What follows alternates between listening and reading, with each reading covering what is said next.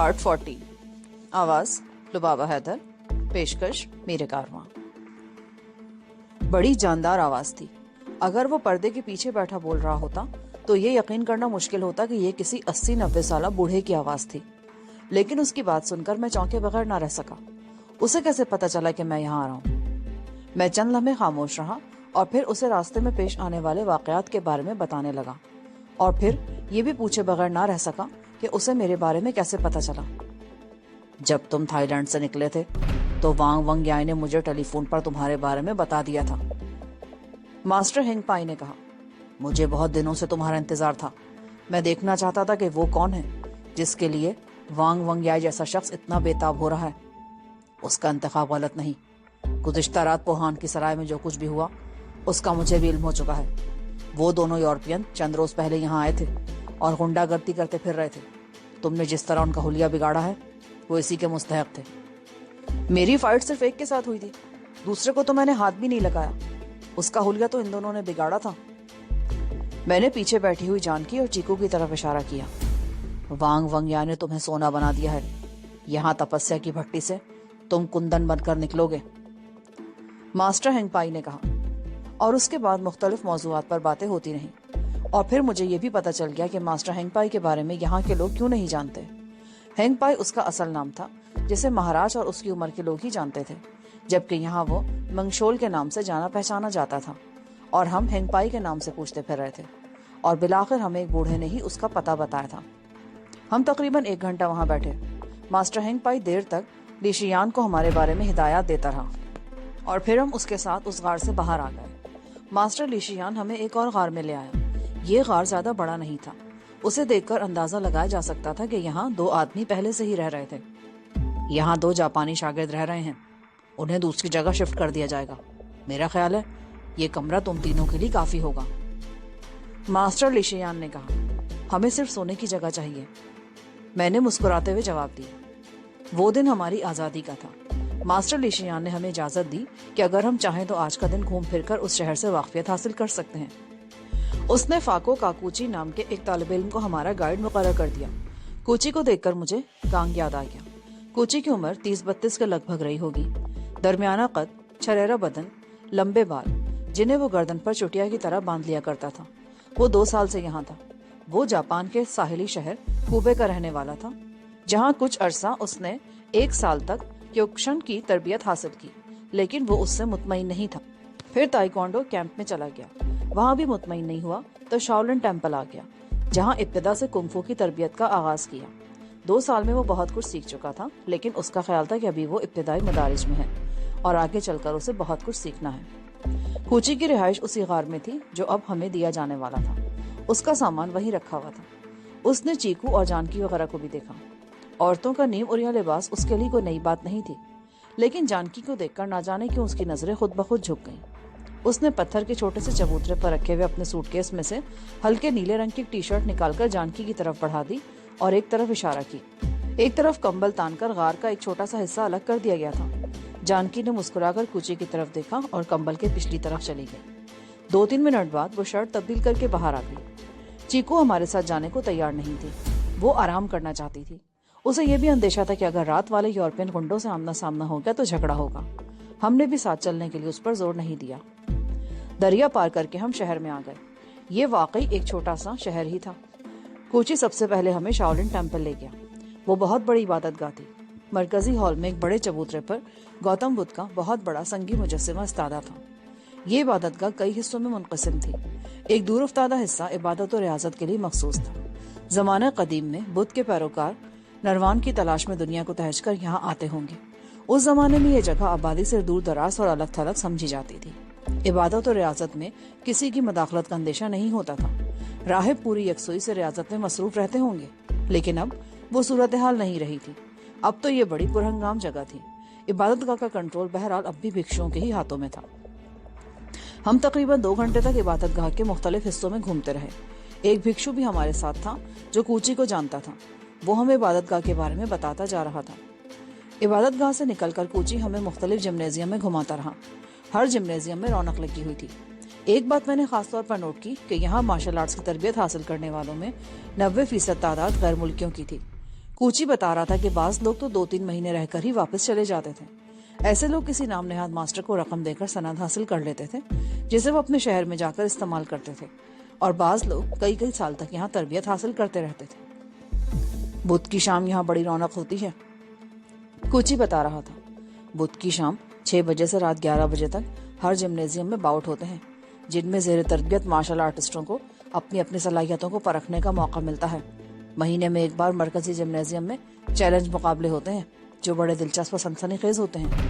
ان مقابلوں کے دوران میں بعض اوقات ناخوشگوار واقعات بھی پیش آتے ہیں اور ماسٹرز کو مداخلت کرنا پڑتی ہے. ہم مختلف جمنیزیم میں گھومتے رہے. ایک جمنیزیم سے باہر نکلتے ہی میں ٹھٹک کر رک گیا. سامنے وہی لمبے بالوں والا نوجوان آ رہا تھا جو گزشتہ رات جانکی اور چیکو کے ہاتھوں پٹ چکا تھا. جانکی نے بھی اسے دیکھ لیا. لمبے بالوں والا وہ گنڈا جمنیزیم میں جا رہا تھا. ہمیں دیکھ کر وہ وہیں رک گیا. اس کے ہونٹ سوجے ہوئے تھے اور دائیں رخسار پر بھی نیلا دھبا سا نظر آ رہا تھا. رات کو میں نے اس کا چہرہ ٹھیک سے نہیں دیکھا تھا, لیکن اب اندازہ ہو رہا تھا کہ جانکی اور چیکو نے اس کی اچھی خاصی مرمت کر ڈالی تھی. وہ ہمارے سامنے رک کر خوخار نظروں سے باری باری مجھے اور جانکی کو گھورنے لگا. ایک سرسری نگاہ اس نے چیکو پر بھی ڈالی. ہیلو, جانکی نے اس کی طرف دیکھتے ہوئے کہا. اس کے ہونٹوں پر اشتعال دلانے والی مسکراہٹ تھی. اس کی بھویں تن گئی. وہ چند لمحے جانکی کو گھورتا رہا, پھر میری طرف رخ کر کے ایک انگلی اٹھاتے ہوئے بولا, کل کی مار میں بھولا نہیں ہوں. ٹروڈور بھی ابھی اپنی چوٹیں سہلا رہا ہے, لیکن وہ 1-2 دن میں ٹھیک ہو جائے گا. تم بھی کل رات کے واقعے کو ذہن میں رکھنا. ٹروڈور؟ اوہ, تم شاید اس گنجے کی بات کر رہے ہو. میں اسے بالکل نہیں بھولا, لیکن تمہارا اپنے بارے میں کیا خیال ہے؟ ہم تم لوگوں کو یہاں سے بھاگنے نہیں دیں گے. ہم بھاگنے کے لیے آئے بھی نہیں ہیں. تمہارا یہ ہونٹ ٹھیک ہو جائے تو ہم سے ملاقات کر لینا, میں نے کہا. اور میں دعا کروں گی کہ اس وقت تک تمہارا کسی اور لڑکی سے آمنا سامنا نہ ہو. جانکی کے ہونٹوں پر مسکراہٹ گہری ہو گئی. وہ پیر پٹکتا ہوا جم میں داخل ہو گیا. یہ شاید ان دونوں میں سے ایک ہے جن کی گزشتہ رات تم نے پٹائی کی تھی, کوچی نے میری طرف دیکھتے ہوئے کہا. اسے تو میں نے چھوا بھی نہیں تھا. اس کا حلیہ تو جانکی اور چیکو نے بگاڑا تھا, میں نے مسکراتے ہوئے اسے بتایا. کوچی ہمیں چھوٹے سے ریسٹورینٹ میں لے آیا. کھانا کھانے کے بعد وہ ہمیں پھر گھماتا رہا اور مختلف جمنیزیمز اور ماسٹرز کے بارے میں بتاتا رہا. شام سے ذرا پہلے ہم واپس آ گئے. اس بار رسے کے پل سے گزرتے ہوئے جانکی کو ذرا بھی خوف محسوس نہیں ہوا. کوچی اور اس کے ساتھی کا سامان اس غار سے ہٹا دیا گیا تھا اور ہم تینوں کے لیے لکڑی کے تخت بچھا دیے گئے تھے. رات کو ماسٹر لیشیان نے بتایا کہ صبح 5 بجے ہمیں جگا دیا جائے گا. ان پہاڑیوں میں لاتعداد غار تھے جہاں مختلف ماسٹرز نے اپنے ٹھکانے اور جمنیزیم بنا رکھے تھے. یہاں نہ صرف بجلی بلکہ ٹیلی فون کا نظام بھی موجود تھا. دن بھر آوارہ گردی کرتے ہوئے ہم بھی تھک گئے تھے, اسی لیے رات کو جلد سو گئے. اور پھر صبح ٹھیک 5 بجے ماسٹر لیشیان نے ہمیں جگا دیا. جانکی نے چیکو کو جگانے کی بہت کوشش کی مگر وہ اٹھ کر نہ دی. میں اور جانکی غار سے نکل کر ماسٹر لیشیان کے ساتھ چل پڑے. ان غاروں کو دیکھ کر مجھے بچپن میں اسپین کے بارے میں دیکھی ہوئی ایک ڈاکومنٹری فلم یاد آ گئی جس میں بتایا گیا تھا کہ شہروں میں تمام تر سہولیات ہونے کے باوجود اسپین کے باشندے پہاڑی غاروں میں رہنا پسند کرتے تھے. ان غاروں میں بھی انہیں تمام تر شہری سہولتیں حاصل تھیں. یہی صورتحال یہاں بھی تھی. ان غاروں میں بھی ایک پورا شہر آباد تھا. لیشیان ایک پہاڑی پر چڑھ رہا تھا. تنگ سی پگڈنڈی تھی. ابھی فضا میں اندھیارا سا تھا. راستہ صاف نظر نہیں آ رہا تھا. جانکی میرے آگے تھی. اسے 1-2 مرتبہ ٹھوکریں بھی لگی اور اسے میں نے گرنے سے سنبھالا بھی دیا. یہ پہاڑی 500-600 فٹ بلند تھی. اوپر ایک ہموار سا میدان تھا اور ماسٹر ہینگ پائی ایک پتھر پر آلتی پالتی مارے بیٹھا تھا. ہم نے اسے بو کیا اور اس کا اشارہ پا کر اس کے سامنے 2 زانوں ہو کر بیٹھ گئے. مجھے یقین ہے وانگ ونگ یا نے تمہیں بہت کچھ سکھایا ہوگا. وہ کسی ایسے شخص کو میرے پاس یہاں نہیں بھیج سکتا جس کا دل خالی اور سینہ کھوکھلا ہو. آج میں تمہیں کچھ ابتدائی باتیں بتانا چاہتا ہوں جن سے تمہیں یہ سمجھنے میں مدد ملے گی کہ مارشل آرٹس صرف لڑائی بھڑائی کا نام نہیں, اور بھی بہت کچھ ہے. مارشل آرٹسٹ جن خصوصیات کا حامل ہوتا ہے وہ 5 بنیادی اصولوں پر مبنی ہوتی ہیں: خواہش, ارادہ, ایثار, عمل اور ڈسپلن. اپنی ذات اور دنیا کے لیے یہ خواہش ہے کہ ہم اسے بہتر دیکھنا چاہتے ہیں. زندگی ہم سے تقاضا کرتی کہ اس چیلنج سے عہدہ برا ہوں. بہت سے لوگوں کا خیال ہے کہ ذاتی دفاع کا فن صرف جسمانی اور مدافعت کے عمل تک محدود ہے, یعنی اپنے جسم کی حفاظت کیسے کی جائے اور اپنا دفاع کیسے ممکن بنایا جائے. جہاں تک ذاتی تحفظ کا تعلق ہے تو اس کا مفہوم سمجھنے کے لیے طالب علم کو اپنا گہرا اور مسلسل مشاہدہ کرنا چاہیے اور اپنی فطرت کا گہرا مطالعہ کرنا چاہیے. مارشل آرٹسٹ کو معلوم ہے کہ ذات کا سراغ لگانا آسان نہیں ہوتا، اور یہ کام ایک دم سے نہیں ہو جاتا۔ آدمی جب تک زندہ رہتا ہے اسے تغیر و تبدل، غور و خوض جیسے عمل سے مسلسل گزرنا پڑتا ہے۔ مارشل آرٹ کے طالب علم کے لیے بنیادی بات یہ ہے کہ وہ ذات کو پہچانے۔ یہاں ایک سوال یہ بھی اٹھتا ہے کہ اگر مارشل آرٹ کا طالب علم روحانی پہلو کو اس قدر اہمیت دیتا ہے، اسے روح کی بالادگی کے لیے اتنے کڑے امتحانات سے گزرنا پڑتا ہے اور اتنی کٹھنائیوں اور آزمائشوں کا سامنا کرنا پڑتا ہے، تو پھر اس کے جسمانی پہلو کو نظر انداز کیوں نہیں کر دیا جاتا؟ یہ چیلنج کا دور ہے۔ یہاں روح کی بالادگی کے بغیر کوئی مہم جو سچا نہیں کہلا سکتا۔ ہمارا یہ دور ایسے اشخاص کی راہ دیکھ رہا ہے جو عظیم کہلانے کے مستحق ہوں، جو اپنے اثرات سے سوسائٹی کو ایک نو کا نظم و ضبط اور خوبصورتی بخش سکے، جو ارد گرد کی افراتفری کو دوبارہ ضابطوں کے دائرے میں لا سکیں۔ اور یہ کام روح کی عظمتوں کے بغیر ممکن نہیں۔ یہ بڑا کام ہے۔ اس سے عہدہ برا ہونے کے لیے دنیا میں متحرک قوتوں کو بھی پہچاننا ہوگا، اور ہمیں ماضی سے مثبت تجربات بھی اخذ کرنا ہوں گے۔ اگر ہم دوسروں کے لیے مشعل راہ بننا چاہتے ہیں تو پھر ہمیں یہ سب کچھ کرنا ہی ہوگا، کیونکہ اس میں ہم سب کی سلامتی اور بقا کا راز مضمر ہے۔ ماسٹر ہینگ پائی خاموش ہو گیا۔ مشرقی افق پر گہری سرخی ہو گئی تھی۔ ماسٹر کا رخ مشرق کی طرف تھا۔ وہ یوگا کے اسٹانس میں دونوں ہاتھ گھٹنوں پر رکھے بالکل سیدھا بیٹھا ہوا تھا۔ اس کی آنکھیں بند تھیں۔ شفق کی سرخی کا عکس اس کے چہرے کو عجیب پراسرار سا تاثر دے رہا تھا۔ سورج پہاڑی کی اوٹ سے سر ابھارنے لگا۔ سورج کی پہلی کرن ماسٹر کے چہرے پر پڑتے ہی اس نے آنکھیں کھول دی۔ وہ براہ راست سورج کو دیکھ رہا تھا، جیسے اس کی ساری روشنی اپنی آنکھوں میں جذب کر لینا چاہتا ہو۔ یہ ماسٹر ہینگ پائی کا پہلا لیکچر تھا۔ میں بہت دیر تک سوچتا رہا کہ ایسی باتوں پر عمل کیا جائے تو دنیا سے سارے لڑائی جھگڑے اور فساد ختم ہو جائیں، انسان اپنے لیے نہیں دوسروں کے لیے جینا سیکھ جائے۔ لیکن المیہ تو یہی تھا کہ ہر شخص کو اپنا مفاد عزیز تھا۔ ماسٹر لیکچر دے کر جا چکا تھا اور ہم وہیں کھڑے سورج کو اور پھیلتی اس دھوپ کو دیکھتے رہے۔ میں تو یوگا کے انسٹانس میں گھنٹوں بیٹھنے کا عادی تھا، لیکن جانکی کی حالت ابتر ہو چکی تھی۔ وہ بڑی مشکل سے اٹھنے میں کامیاب ہو سکی۔ اس کے گھٹنے جیسے جڑ گئے تھے۔ وہ دیر تک کھڑی باری باری دونوں ٹانگوں کو آہستہ آہستہ جھٹکتی رہی، تب کہیں جا کر وہ چلنے کے قابل ہوئی۔ ان پہاڑیوں میں سبزہ زیادہ نہیں تھا، اکا دکا درخت تھے۔ میں کچھ دیر یہاں رکنا چاہتا تھا۔ ماسٹر لیشیان بھی ہینگ پائی کے ساتھ چلا گیا تھا۔ میں اور جانکی کچھ دیر تک ایک درخت کے نیچے کھڑے رہے اور پھر ٹہلتے ہوئے چٹان کے دوسرے کنارے کی طرف آ گئے۔ اس طرف کی پہاڑیاں نیچی تھی اور وہاں سے دریا بھی نظر آ رہا تھا۔ اس طرف دریا میں ایک دو کشتیاں بھی نظر آئیں۔ دھوپ تیز ہو رہی تھی۔ میں نے جانکی کو اشارہ کیا اور ہم اس تنگ سی پگڈنڈی سے اترتے ہوئے واپس آ گئے۔ 8 بجنے والے تھے۔ چیکو ابھی تک بے خبر سو رہی تھی۔ جانکی نے اسے جھنجھوڑ دیا۔ اس کے تھوڑی ہی دیر بعد وہی جاپانی نوجوان کوچی ہمارے ناشتہ لے کر آ گیا۔ اس نے بتایا کہ 9 بجے جمنیزیم میں کلاس شروع ہو جائے گی، اس لیے ہم وقت پر پہنچ جائیں۔ ہم 2 منٹ پہلے ہی جمنیزیم میں پہنچ گئے۔ لڑکوں کی تعداد 40 کے لگ بھگ رہی ہوگی۔ وہ سب بڑے ہال والے حصے میں جمع تھے۔ ٹھیک 9 بجے ماسٹر لیشیان پہنچ گیا۔ اس کا لیکچر خاصا طویل ثابت ہوا۔ اس کے بعد ایکسرسائز شروع ہو گئی۔ یہ انکشاف تو بعد میں ہوا کہ ایک سیشن صبح 6 بجے ہو چکا تھا۔ وہ یوگا اور مراقبے کا سیشن تھا، جس میں سانس پر قابو پانے کی تربیت دی جاتی تھی۔ 9 سے 12 بجے تک لیکچر اور ایکسرسائز کا سیشن تھا۔ شام 6 سے 9 بجے تک پریکٹیکل کلاسز ہوتی تھیں۔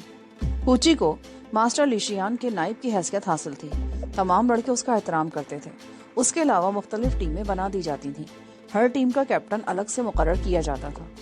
شام کی کلاسز میں اسٹوڈنٹس کی تعداد 100 کے لگ بھگ ہو جاتی تھی۔ اس سیشن میں ایسے طالب علم بھی شامل ہو جاتے تھے جو صرف فائٹ ٹیکنک سیکھنا چاہتے تھے۔ تھیوری سے انہیں زیادہ دلچسپی نہیں تھی۔ شام کے اس سیشن میں لڑکیاں بھی معقول تعداد میں شریک ہوتی تھیں۔ ان کا تعلق بھی مختلف ممالک سے تھا۔ ان میں کامنی نام کی ایک ہندوستانی لڑکی بھی تھی جس سے جانکی کی دوستی ہو گئی۔ جانکی میرے ساتھ باقاعدگی سے کلاسز اٹینڈ کر رہی تھی۔ پہلے اس نے کبھی مارشل آرٹس میں دلچسپی نہیں لی تھی۔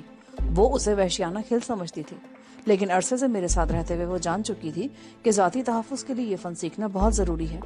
اس نے کئی مرتبہ اس خواہش کا اظہار تو کیا تھا، لیکن سنجیدگی کبھی اختیار نہیں کی تھی۔ مگر اس روز صبح ماسٹر ہینگ پائی کا لیکچر سننے کے بعد وہ اس پر توجہ دینے لگی تھی۔ اس کے برعکس چیکو کو اس سے کوئی دلچسپی نہیں تھی۔ وہ یا تو کمرے میں بیٹھی رہتی یا ہال میں دور بیٹھ کر ہمیں پریکٹس کرتے دیکھتی رہتی۔ ہمارا صبح کا سیشن ماسٹر ہینگ پائی کے ساتھ ہی ہوتا تھا۔ میں اور جانکی صبح 5:30 بجے پہاڑی پر پہنچ جاتے، جہاں ماسٹر ہینگ پائی پہلے سے موجود ہوتا۔ ایک مختصر سا لیکچر ہوتا، پھر مراقبہ اور یوگا۔ اس کے بعد میں اور جانکی جاگنگ بھی کرتے تھے۔ دوپہر 12 سے شام 6 بجے تک وقفہ ہوتا تھا، مگر ماسٹر لیشیان مجھے اور جانکی کو 5 بجے ہی پکڑ لیتا اور ہماری کلاس شروع ہو جاتی۔ जानकी को शुरू में तो खासी मुश्किल पेश आई, लेकिन रफ्ता रफ्ता वो इसकी आदी होती चली गई। कई रोज गुजर गए। इस दौरान में हम एक मर्तबा भी टेम्पल की तरफ नहीं गए थे।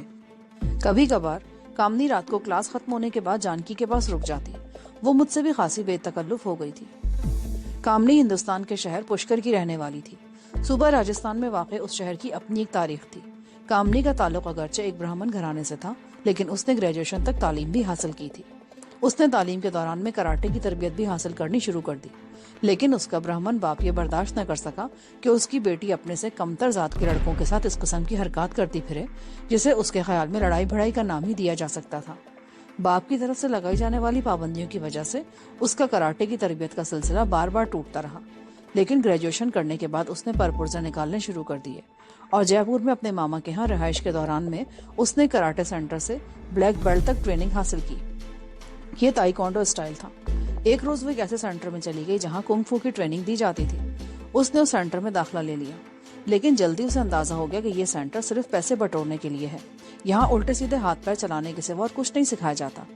यहाँ से चंद महीने ट्रेनिंग हासिल करने वाले स्ट्रीट फाइटर्स ही बनकर निकलते थे। कामनी ने मार्शल आर्ट्स के कई स्टाइल्स के लेक्चर्स का मुताला भी किया था। वो कुंग फू से सबसे ज्यादा मुतासर हुई थी। हिंदुस्तान के कई बड़े शहरों में कुंग फू के कई सेंटर्स मौजूद थे। वो हर जगह गई। बम्बई का एक सेंटर ट्रेनिंग के लिहाज से उसे पसंद आया, मगर वहाँ का माहौल उसे अच्छा नहीं लगा और बिलाखिर उसने शाओलिन टेम्पल आने का फैसला कर लिया। बाप को जब कामनी के इरादों का पता चला तो उसने हंगामा कर दिया।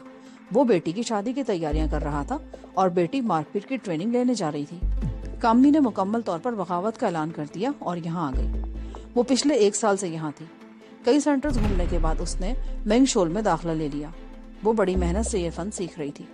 कामनी इबादतगाह के करीब ही एक गेस्ट हाउस में रह रही थी। उसके कमरे में 2 अफराद और भी रह रहे थे। एक कोरियन लड़का था और एक जापानी। वो दोनों किसी और सेंटर में ट्रेनिंग ले रहे थे। बाज औक़ात तो कामनी रात को देर तक हमारे पास बैठी रहती और जब वो वापस जाने लगती तो मैं और जानकी भी दरिया के पुल तक उसके साथ जाते। हफ्ते में 2 दिन क्लास नहीं होती थी। उस रोज हमने कामनी के यहाँ जाने का प्रोग्राम बनाया। उससे 1 दिन पहले ही हमने उसे बता दिया था। शाम का अंधेरा फैलते ही हम कैंप से निकल गए। मास्टर लिशियान ने हमें पहले ही मोहतात रहने की वार्निंग दे दी थी, क्योंकि यहाँ एक दूसरे के कैंपों के लड़कों पर हमले होते रहते थे। एक दूसरे के कैंपों की जासूसी भी की जाती थी और ये जानने की कोशिश की जाती थी कि उस कैंप पे किस लड़के या लड़की से महाना मुकाबलों में दूसरों को खतरा हो सकता है। इसीलिए मौका पाकर उसे नुकसान पहुंचाने की कोशिश भी की जाती थी ताकि वो मुकाबले में शरीक ही न हो सके। मैं अब तक एक मर्तबा भी अपने कैंप से बाहर नहीं निकला था, लेकिन कामनी, पूची और दूसरे लड़कों से मुझे पता चलता रहता था कि मेरे बारे में दूसरे कैंप्स में कुछ बातें गर्दिश करने लगी थी। 2-3 मर्तबा मैंने अपने जिम्नेजियम में कुछ ऐसे लोगों को भी देखा था जो मुझे निगाहों में रखे हुए थे। जिम्नेजियम में किसी के आने जाने पर कोई पाबंदी नहीं थी। अक्सर लोग लड़कों को ट्रेनिंग करते देखने के लिए आते रहते थे। वो 3 मंजिला इमारत थी जिसमें मुर्गी के दड़बों जैसे कमरे बने हुए थे। एक एक कमरे में कई कई अफराद ठहरे हुए थे। कामनी के साथ भी 2 और अफराद उस कमरे में रिहाइश पजीर थे। वो सब मिलकर किराया अदा करते थे। कमरे में फर्नीचर नाम की कोई चीज नहीं थी। उन तीनों ने फर्श पर अपने अपने बिस्तर लगा रखे थे। कमरे से मुल्हिक एक छोटा सा बाथरूम भी था। हम देर तक वहां बैठे कामनी और उन दोनों लड़कों से बातें करते रहे। कामनी अपने बारे में सब कुछ बता रही थी। कई रोज का साथ होने की वजह से उसमें बेतकल्लुफ़ी और अपनायत सी आ गई थी। हम रात 11 बजे के करीब वहां से निकले। वो चांदनी रात थी। हमारा ख्याल था कि रास्ते में रुककर थोड़ी देर दरिया का नजारा करेंगे और फिर कैंप की तरफ लौट जाएंगे, लेकिन एक मोड़ घूमे ही थे कि 3 आदमियों ने हमारा रास्ता रोक लिया। वो अचानक ही किसी तरफ से निकलकर सामने आ गए थे। 2 को तो मैंने फौरन पहचान लिया। ये दोनों वही थे जो हमारे हाथों पिट चुके थे। लंबे बालों वाले अंग्रेज नौजवान और गंजा जर्मन ट्रूडो। ये नाम दूसरे दिन लंबे बालों वाले ने ही बताया था। उनके साथ तीसरे आदमी ने सर पर कपड़ा डाल रखा था जिससे उसका चेहरा छुप गया था। मुझे अंदाजा लगाने में दुश्वारी पेश नहीं आई कि वो भी इन्हीं के कबील का कोई होगा। वो दराज कामत और गठे हुए जिस्म का मालिक था। हम तो बहुत दिनों से तुम्हें तलाश कर रहे थे। हमें पता चल गया था कि तुम मेंगशोल कैंप में छुपे हुए हो। वहां जाने के खतरा मोल नहीं ले सकते थे, लेकिन ये तो यकीन था कि तुम अपने बिल से बाहर जरूर निकलोगे, और आज हमें बिलाखिर इत्तला मिल ही गई। गंजे ट्रूडोर ने मेरी तरफ देखते हुए कहा, मैं भी बहुत दिनों से तुम दोनों की तलाश में था। तीसरे आदमी ने यह कहते हुए अपने सर से कपड़ा हटा दिया। उसका चेहरा देखकर मैं उछल पड़ा। गर्दन पर चिंटियां सी रेंगती महसूस होने लगी। वो यकसियान था। मुझे अंदाजा लगाने में दुश्वारी पेश नहीं आई कि वो गार में उन डाकुओं को खत्म करके भाग निकला था। اسے معلوم تھا کہ میں شاولن ٹیمپل کا رخ کروں گا، اسی لیے وہ بھی یہاں پہنچ گیا تھا، اور یہاں آتے ہی اسے اپنے مطلب کے آدمی بھی مل گئے تھے، اور اب وہ تینوں ہمیں گھیر کر کھڑے ہوئے تھے۔ چیکو نے دیکھ کر سہم گئی اور میرے ساتھ جڑ کر کھڑی ہو گئی۔ جانکی کے چہرے پر بھی خوف کے تاثرات ابھر آئے، لیکن اس نے فوراً اپنی کیفیت پر قابو پا لیا۔ ٹروڈور 2 قدم آگے آیا۔ پہلے روز کی طرح اس نے دونوں ہاتھ آگے نکال کر کراٹے کا سٹانس بنایا اور پھر پنچ مارنے کے انداز میں دائیں ہاتھ کو حرکت دی۔ میں اتنا بے وقوف نہیں تھا کہ اس کے جھانسے میں آ جاتا۔ بینکاک میں مہاراج کی نگرانی میں نے ماسٹر ہوچن، ماسٹر ہانگسو اور دوسرے سینئر سے بہت کچھ سیکھا تھا۔ یہ ان کی تربیت تھی کہ چیفانگ جیسے مارشل آرٹسٹ میرے ہاتھوں سے اپنی ہڈیاں توڑوا بیٹھے تھے۔ بینکاک، کنچن بوری، چیانگ مائی اور چیانگ رائے میں بھی مارشل آرٹس کا کوئی ماہر میرے سامنے ٹک نہیں سکا تھا۔ میں اپنی اس تربیت کی بدولت گولڈن ٹرائنگل سے بھی زندہ بچ نکلا تھا، اور پھر کئی روز سے میں یہاں ماسٹر ہینگ پائی اور لیشیان سے تربیت لے رہا تھا۔ ماسٹر ہینگ پائی کے لیکچر ایک خاص انداز میں مجھ پر اثر انداز ہو رہے تھے۔ میں نے اپنے آپ کو اس کے پنچ سے بچایا۔ اس نے بڑی پھرتی سے کک لگانے کے لیے دائیں ٹانگ کو حرکت دی۔ میں اس کے کسی ایسے ہی وار کا منتظر تھا۔ میں نے اس سے بھی زیادہ پھرتی کا مظاہرہ کرتے ہوئے بائیں ہاتھ سے اس کی کک بلاک کی اور دائیں ہاتھ سے اس کی اسی ٹانگ کے گھٹنے پر چند انچ اوپر چوپ رسید کر دیا۔ وہ بلبلا اٹھا اور ایک ٹانگ پر ناچ کر رہ گیا۔ اسی دوران میں یکسیان نے مجھ پر حملہ کر دیا۔ وہ گھونسا تان کر بالکل بازاری انداز میں مجھ پر حملہ آور ہوا تھا۔ میں تیزی سے نیچے بیٹھ گیا اور اسے دونوں ٹانگوں سے پکڑ کر اوپر اچھال دیا۔ وہ میرے اوپر سے ہوتا ہوا پشت کے بل زمین پر گرا۔ یکسیان پر یہ داؤ استعمال کرنے کے لیے میں بالکل نیچے بیٹھ گیا تھا اور اٹھنے کی کوشش کر رہا تھا کہ ٹروڈور کو حملہ کرنے کا موقع مل گیا۔ اس کی کک میرے بائیں کندھے پر لگی اور میں پیچھے الٹ گیا۔ میرے سنبھلنے سے پہلے ہی اس نے دوسرا حملہ کر دیا۔ یہ کک میری کھوپڑی پر لگی اور میری آنکھوں کے سامنے نیلی پیلی چنگاریاں رقصی کرنے لگی۔ میں سر کو زور زور سے جھٹکنے لگا۔ ٹھوکر خاصی زوردار تھی۔ ٹروڈور کے ساتھ یکسیان بھی میرے جسم پر ٹھوکریں برسانے لگا۔ میں نے ایک بار پھر اٹھنے کی کوشش کرتے ہوئے دائیں بائیں دیکھا تو جانکی لمبے بالوں والے کے ساتھ بھیڑی ہوئی تھی۔ ان دونوں کا مقابلہ برابر کا تھا، اور مجھے خوشی ہوئی کہ جانکی ایک ایسے حریف کا مقابلہ کر رہی تھی جو تربیت یافتہ فائٹر تھا، جبکہ چیکو سہمی ہوئی ایک طرف کھڑی چیخ رہی تھی۔ اس دوران میری پسلیوں پر ایک اور ٹھوکر لگی اور میں پیچھے الٹ گیا، لیکن ٹروڈور کا اگلا وار میں نے کامیاب نہیں ہونے دیا۔ اپنے آپ کو اس کے حملے سے بچا کر میں اٹھنے میں کامیاب ہو گیا۔ ٹروڈور میرے سامنے تھا۔ اس کا بایاں گھٹنا آگے کو نکلا ہوا تھا۔ ٹانگ میں اس طرح خم تھا کہ گھٹنا بھی ذرا سا آگے کو نکل گیا تھا۔ میں اپنی جگہ سے اچھلا۔ بایاں پیر اس کے گھٹنے سے ذرا اوپر رکھ کر کھڑا ہو گیا اور سیدھی ٹانگ کو گھما کر راؤنڈ ہاؤس اسٹائل میں اس کی کھوپڑی پر کک رسید کر دی۔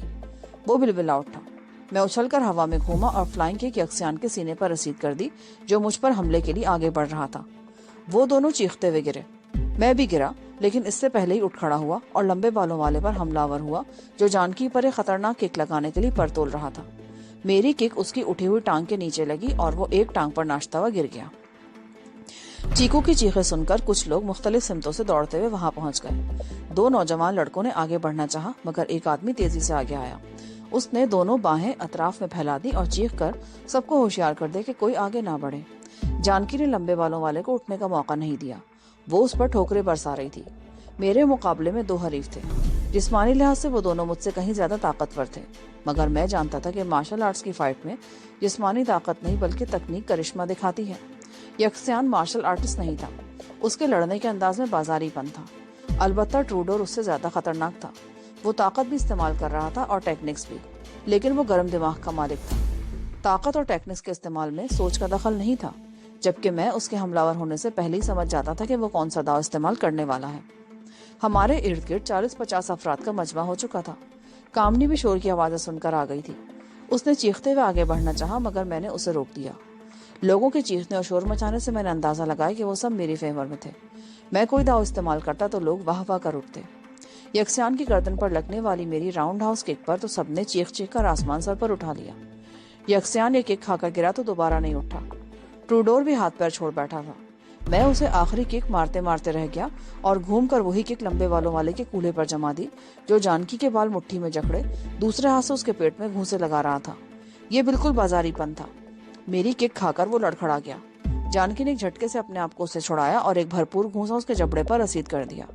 دوسری طرف سے میری کک اس کے پیٹ پر پڑی اور وہ چیختا ہوا دوہرا ہوتا چلا گیا۔ وہ تینوں اپنی اپنی جگہ پر پڑے ہانپ رہے تھے۔ کسی نے بھی اپنی جگہ سے حرکت کرنے کی کوشش نہیں کی۔ کچھ لوگ انہیں گھسیٹتے ہوئے وہاں سے لے جا کر دور پھینک آئے۔ پھر ان لوگوں نے مجھے اور جانکی کو گھیرے میں لے لیا۔ کامنی دوڑتی ہوئی جانکی سے لپٹ گئی۔ और जो शख्स हुजूम से निकलकर सबसे पहले मुझ तक पहुंचा था वो कूची था। कूची को देखकर मैं चौंक गया। उसके होठों पर मुस्कुराहट थी। उसने ये दिलचस्प इंकशाफ किया कि वो शुरू से ही हमारे ताक़ुब में रहा था। जब हम कामनी के कमरे में बैठे हुए थे तो उस वक्त भी वो इमारत के बाहर खड़ा था, और जब यकसान वगैरह ने हमें घेरा तो उस वक्त भी वो हमसे ज्यादा दूर नहीं था। लेकिन उसने हमारी लड़ाई में मदाखलत इसलिए नहीं की कि मैं अकेला ही उन दोनों पर शुरू से ही हावी रहा था। जानकी भी लंबे बालों वाले से बखूबी निमट रही थी। कूची के कहने के मुताबिक अगर कोई नाजुक मरहला आता तो वो जरूर मदाखलत करता, मगर उसका मौका नहीं आया था। शाओलिन टेम्पल के लोगों ने अब तक मेरे बारे में सिर्फ बातें सुनी थी, और आज बहुत से लोगों ने मुझे फाइट करते हुए देख लिया था। उस वक्त लातादाद तौसीफी जुमले मेरी समाज से टकरा रहे थे। कई लोग मेरे कंधे थपथपा रहे थे। कूची मुझे बाजू से पकड़कर खींचता हुआ एक तरफ ले गया। जानकी और चीकू भी मेरे साथ थी और कामनी भी हमारे साथ ही आ रही थी। हमें अपने कैंप तक पहुंचने में ज्यादा देर नहीं लगी। जानकी को कुछ अंदरूनी चोटें लगी थी। उस वक्त तो जोशो खरोश में कुछ पता नहीं चला, लेकिन जैसे जैसे वक्त गुजरता जा रहा था तकलीफ का एहसास भी उजागर हो रहा था। मैं भी अपने कंधे में तकलीफ महसूस कर रहा था। कूची हमें कमरे में छोड़कर चला गया। उसने एक डिबिया कामनी को देते हुए कुछ कहा और मुझे साथ लेकर सामने वाली चट्टान पर मास्टर लीशियान के कमरे यानी गार में आ गया। हमें अपने कमरे में छोड़ने के बाद वो लीशियान को उस वाक़े के बारे में मुख्तसर तौर पर बता चुका था, और अब वो तफसील से सब कुछ बता रहा था।